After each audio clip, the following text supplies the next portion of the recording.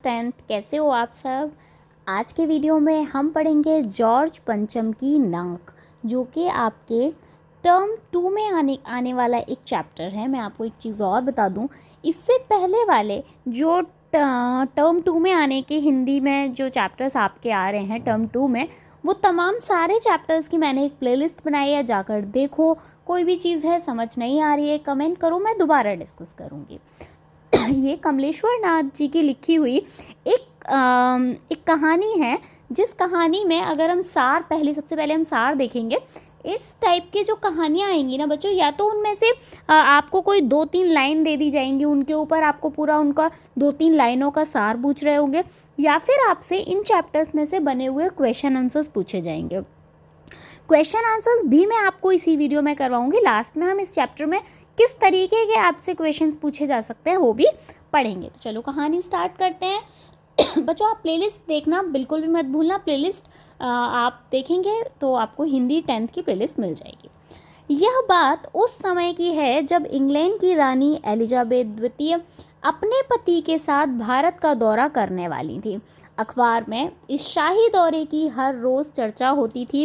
London से निकलने वाले अखबार रोज़ इस शाही दौरे की तैयारियों के बारे में खूब जमकर खबरें दे रहे थे।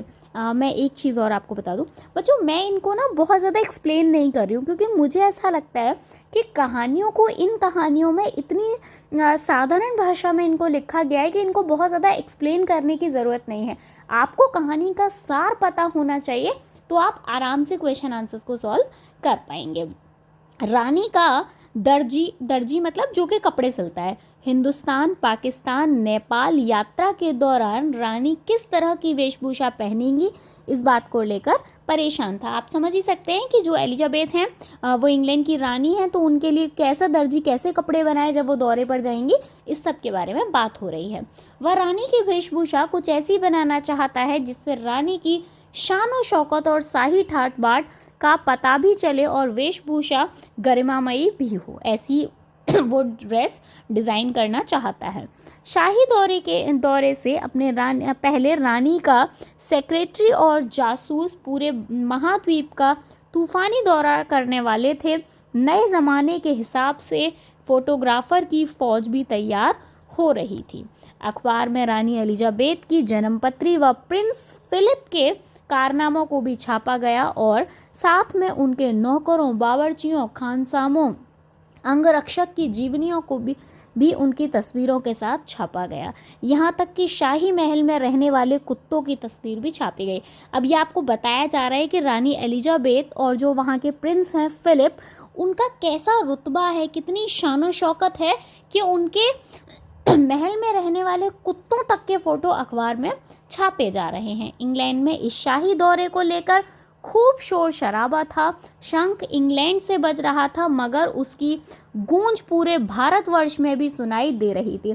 शंख इंग्लैंड में बज रहा था का मतलब ये है कि रानी तो इंग्लैंड की थी, लेकिन उसका जो बोलबाला था, जो कि अखबारों में इतनी इस तरीके की खबरें छप रही थी और जो इतना बोलबाला था, उसकी गूंज जो थी वो भारतवर्ष तक सुनाई दे रही थी। भारत में भी शाही मेहमानों के स्वागत की तैयारियां खूब जोर शोर से चल रही थी। सड़कों को साफ किया जा रहा था, इमारतों का रंग रोगन कर उन्हें खूब सजाया संवारा जा रहा था, क्योंकि वो दौरे पे भारतवर्ष भी आने वाली थी। तो भारतवर्ष में जो सड़कें थी उनको खूब साफ सफाई की जा रही थी, इमारतों को दोबारा रंगा जा रहा था, ये सारी तैयारियां की जा रही थी। शाही मेहमानों को खुश करने की सारी तैयारियां जो चरम सीमा पर थीं, बस एक ही कमी रह गई थी जिसमें शाही मेहमानों से नाराज होने का डर था। वह थी जॉर्ज पंचम की लटकी नाक। अब क्या है वो, कैसे नाक लटक गई, क्या हो गया, वो हम आगे की कहानी में पढ़ेंगे। जॉर्ज पंचम की नाक को कोई नुकसान न पहुंचे, इसलिए जॉर्ज पंचम की नाक की रक्षा के लिए हथियारबंद पहरेदार तैनात कर दिए गए। लेकिन इतना करने के बाद भी इंडिया गेट के सामने वाली जॉर्ज पंचम की लाट की नाक एकाएक गायब हो गई। देखिए लाट क्या होता है, ये जो शब्द दिया गया है यहाँ पे लाट, पहले ये समझ लेते हैं बच्चों। जो आधा आधा पुतला होता है ना, जो मतलब केवल गर्दन से और शक्ल तक का, मतलब आपकी शक्ल का जो पुतला होता है उसको हम लाट बोलते हैं। इंडिया गेट के सामने जॉर्ज परचम का एक पुतला लगा हुआ था, जिसकी रक्षा नहीं मतलब जिसकी देखभाल के लिए, सुरक्षा के लिए काफ़ी सारे लोग तैनात थे। लेकिन उसके बाद भी जॉर्ज पंचम की जो नाक थी, उस पुतले की जो नाक थी, वो गायब हो गई।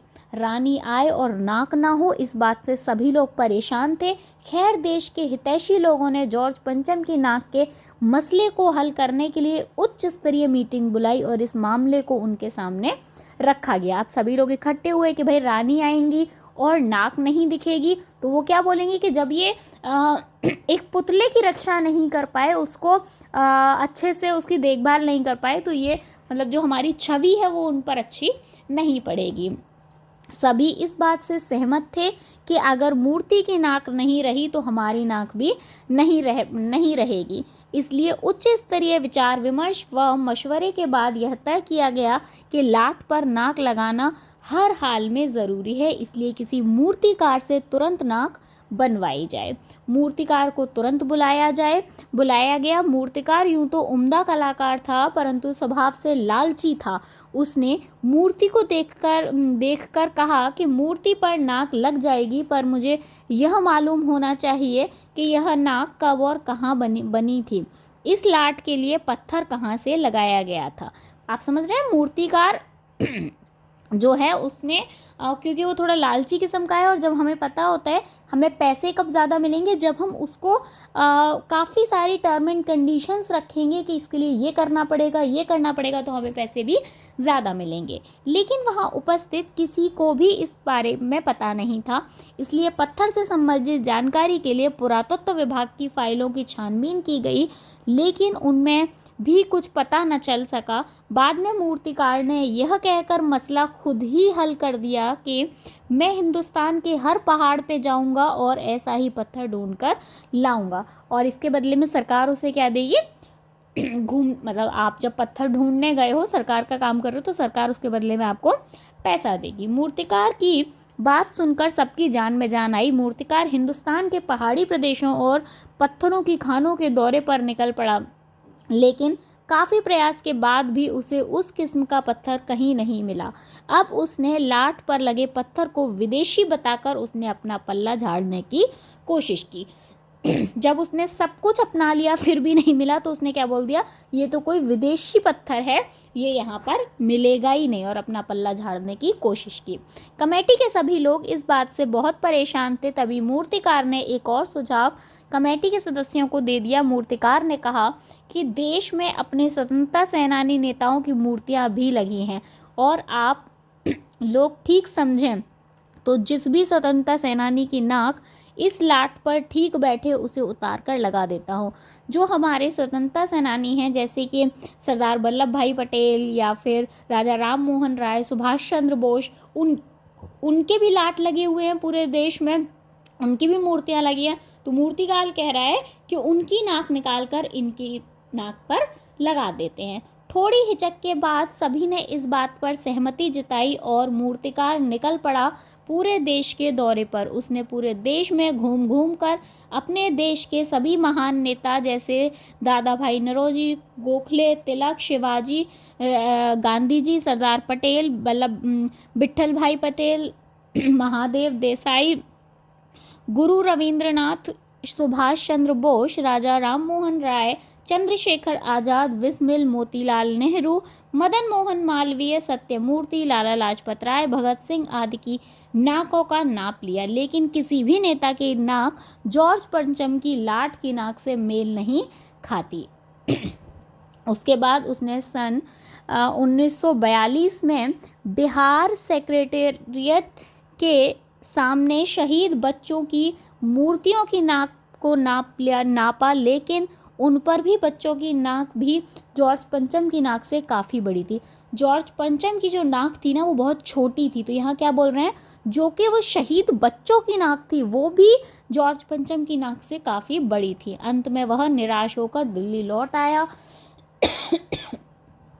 राजधानी में शाही दौरे की खूब तैयारियां चल रही थी। जॉर्ज पंचम की लाट को नहलाकर उसका रंग रोगन कर उसे चमका दिया गया। सब कुछ तो हो चुका था, बस कमी थी नाक की।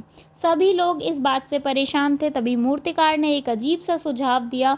उसने कहा कि चूंकि नाक लगाना एकदम ज़रूरी है, इसलिए मेरी राय में 40 करोड़ में से कोई भी एक जिंदा नाक काट कर लगा दी जाए। मतलब जब बच्चों की नाक भी, शहीद बच्चों की नाक भी नहीं लगी, जो स्वतंत्रता सेनानी थे उनकी नाक भी फिट नहीं बैठी, तो उन्होंने कहा जो 40 करोड़ लोगों की जनता है हमारे यहाँ, उनमें से किसी की नाक काट कर लगा देते हैं। नाक लगानी बेहद ज़रूरी थी, इसलिए इसकी इजाज़त दे दी गई। अखबारों में बस इतना छापा कि मसला हल हो गया है और राजपथ पर इंडिया गेट के पास वाली जॉर्ज पंचम की नाक लग रही है। नाक लगने से पहले फिर हथियारबंद पहरेदारों की तैनाती की गई। मूर्ति के आसपास का तालाब सुखाकर साफ कर दिया गया। फिर उसमें ताज़ा पानी डाल दिया गया ताकि जिंदा नाक सूखने न पाए। कुछ समय बाद जॉर्ज पंचम की लाट पर एक जिंदा नाक लगा दी गई। उस दिन सब अखबारों में बस इतनी ही खबर छापी कि जॉर्ज पंचम की जिंदा नाक लगाई गई है, यानी एक ऐसी नाक जो कतई पत्थर की नहीं लगती। तो ये इस पूरा जो पाठ का सार था। अब हम देखते हैं किस तरीके के प्रश्न आपसे पूछे जाएंगे। प्रश्न नंबर 1, रानी एलिजाबेथ के दर्जी को परेशानी का क्या कारण था? उसकी परेशानी को आप किस तरह तर्कसंगत ठहराएंगे? हाँ, क्या परेशानी थी? दर्जी रानी एलिजाबेथ के दौरे से परिचित था। रानी पाकिस्तान, भारत और नेपाल का दौरा करेंगी तो उस देश के अनुकूल वेश धारण करेंगी। दर्जी परेशान था कि कौन कौन से देश में कैसी कैसी ड्रेस पहनेंगी। इस बात पर दर्जी को कोई जानकारी नहीं थी, न कोई निर्देश थे। दर्जी को पता नहीं था, क्योंकि दर्जी भी वहीं का था, इंग्लैंड का। उसको पता नहीं था कि भारत में किस तरीके की वेशभूषा पहनी जाती है, पाकिस्तान में किस तरीके की वेशभूषा पहनी जाती है और नेपाल में कैसी वेशभूषा पहनी जाती है। तो वो इस सब से लेकर काफ़ी परेशान था, काफ़ी कंफ्यूज था। और देखते ही देखते नई दिल्ली की काया पलट होने लगी। नई दिल्ली के काया पलट के लिए क्या क्या प्रयत्न किए गए होंगे? नई दिल्ली में उस समय क्या क्या प्रयत्न किए गए होंगे, आपको वो बताना है। नई दिल्ली के कायापलट के लिए सबसे पहले गंदगी के ढेरों को हटाया गया होगा। सड़कों, सरकारी इमारतों और पर्यटन स्थलों को रंगा पोता और सजाया गया होगा। उन पर बिजलियों का प्रकाश किया गया होगा। सदा से बंद पड़े फुवारे चलाए गए होंगे। भीड़भाड़ वाली जगहों पर ट्रैफिक पुलिस का विशेष प्रबंध किया गया होगा। ठीक है। आगे, जॉर्ज पंचम की लाट की नाक को पुनः लगाने के लिए मूर्तिकार ने क्या क्या यत्न किए वो अभी हम पढ़ चुके हैं। जॉर्ज पंचम की लाट की नाक को लगाने के लिए मूर्तिकार ने अनेक प्रयत्न किए। उसने सबसे पहले उस पत्थर को खोजने का प्रयत्न किया जिससे वह मूर्ति बनी थी। उसके लिए पहले उसने सरकारी फाइलों को ढूंढा, क्योंकि उसने पहले पुरातत्व विभाग से संपर्क किया। फिर भारत के सभी पहाड़ों और पत्थर की खानों का दौरा किया। फिर भारत के सभी महापुरुषों की मूर्तियों का निरीक्षण करने के दौरे पर निकल गया। अंत में जीवित व्यक्ति की नाक काटकर जॉर्ज पंचम की मूर्ति पर लगाया गया। बच्चों, क्वेश्चन आंसर मैं उम्मीद कर रही हूँ कि आपको अच्छे से समझ में आ रहे होंगे। बच्चों, प्लीज़ अगर वीडियो पसंद आती है तो लाइक करो। मैं पूरी कोशिश करती हूँ कि आपका ज़्यादा टाइम वेस्ट ना हो और आपका ज़्यादा से ज़्यादा टाइम यूज़ हो। तो प्लीज़, वीडियो पसंद आ रही है तो लाइक करके अपने दोस्तों के साथ शेयर करना बिल्कुल भी मत भूलना। प्रस्तुत कहानी में जगह जगह कुछ ऐसे कथन आए हैं जो मौजूदा व्यवस्था पर करारी चोट करते हैं। उदाहरण के लिए, फाइलें सब कुछ हजम कर चुकी हैं, सब हुकुमों ने एक दूसरे की तरफ ताका। पाठ में आए ऐसे अन्य कथन छांट कर लिखिए।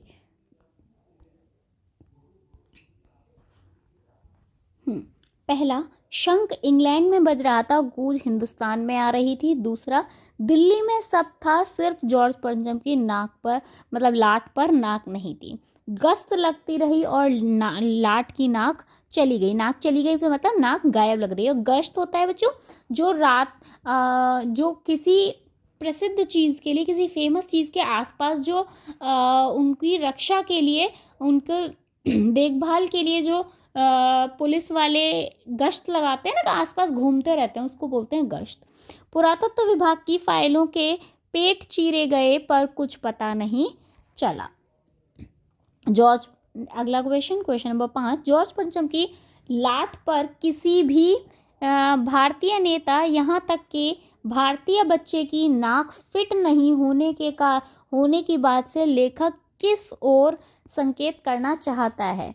अखबारों में जिंदा नाक लगने की खबर को कुछ इस तरह प्रस्तुत किया कि जिंदा नाक को भी शब्द और अर्थ का तालमेल कर पत्थर बना दिया गया। अखबार वालों ने खबर छापी कि जॉर्ज पंचम की जिंदा नाक लग गई है, यानी ऐसी नाक जो कतई पत्थर की नहीं लगती। इस तरह जिंदा नाक लगने की खबर को शब्दों में तालमेल वाक्पटुता से छिपा लिया गया। मतलब कि ऐसा बहुत कुछ नहीं छापा गया, सिर्फ इतना छाप दिया गया कि अब जॉर्ज पंचम की जो लाट है उस पर नाक लगा दी गई है।